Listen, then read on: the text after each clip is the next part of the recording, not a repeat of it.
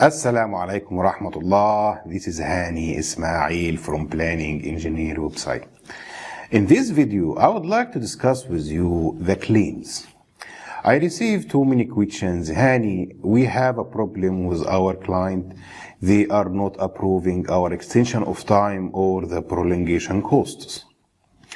So I would like to discuss a little bit in this video why the client could resist approving your extension of time or claim, and what are the steps of creating a claim that most likely to be approved by your client or consultant.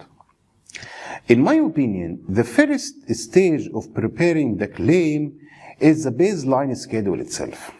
Let me give you one example. In the past few years, I was working in UAE and I was involved in 3 claims. Fortunately, I get the 3 claims, I get whatever I want, but 2 of these 3, the baseline, I was involved in the creation stage. I considered the potential claims while creating the baseline, while the 3rd one, the baseline was done before and I came to the company with already approved baseline. To be honest with you, the most effort I have made is with the claim that the baseline was already approved, because it was not considering the potential claims. What I mean by potential claims to be considered in the baseline, you have some kind of relationships and durations in your schedule, the baseline schedule. If you did not consider how this schedule will perform while you are doing the delay analysis, what will be the impact?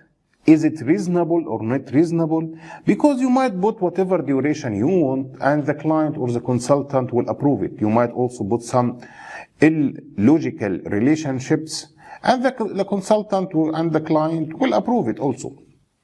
But when it comes to the evaluation of the claim, they will look at these things and they will start telling you, no, this is not logic, this is not realistic, your analysis is not reflecting the actual site, and you will hear such kind of resistance.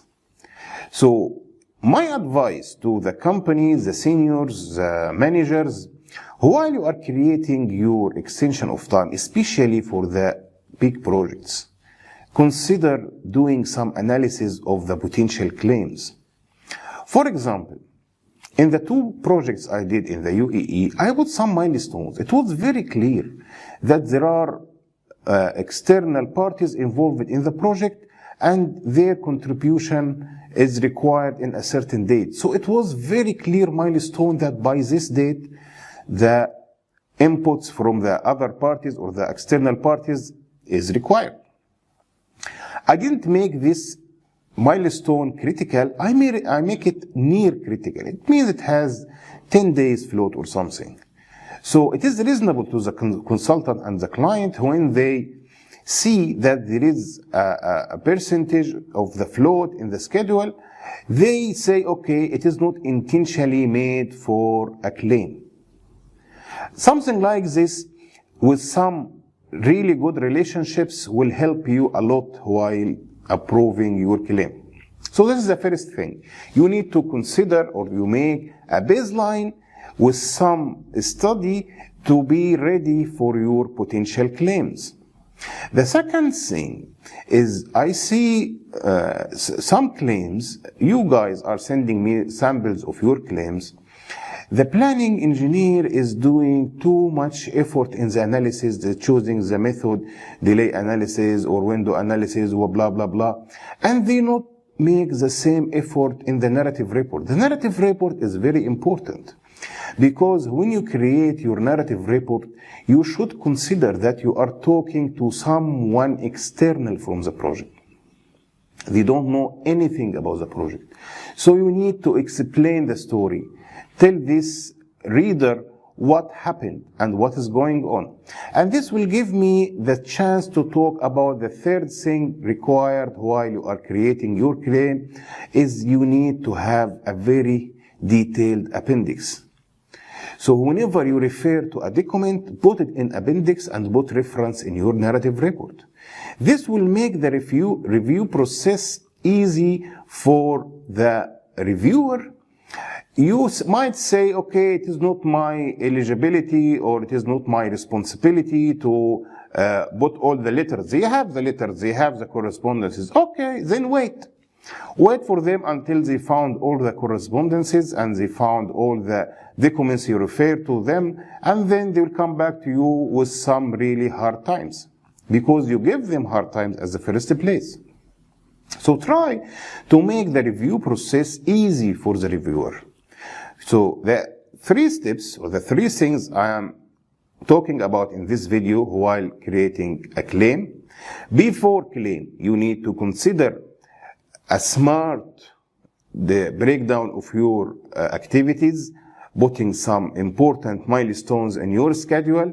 This is before the baseline. Be sure from your floats, because I see also sometimes one activity, it is a potential delay. We know that this activity could be delayed, and I found the float is 100 days. So what is you are doing? If you are delayed 100 days because of the client, you cannot ask for a claim because your schedule is not ready or not optimized for claims. So this is my first thing. Second thing, while you are doing your claim, whatever delay analysis or delay method you are using, it is fine, but be sure that your narrative report is very strong and very detailed. The third advice is to be sure that you include all the correspondences you mentioned in your claim in your appendix. I know that the client or the consultant have these documents, but make their life easy so the review process will be easy also. I hope you find this video useful to you. See you in the next one.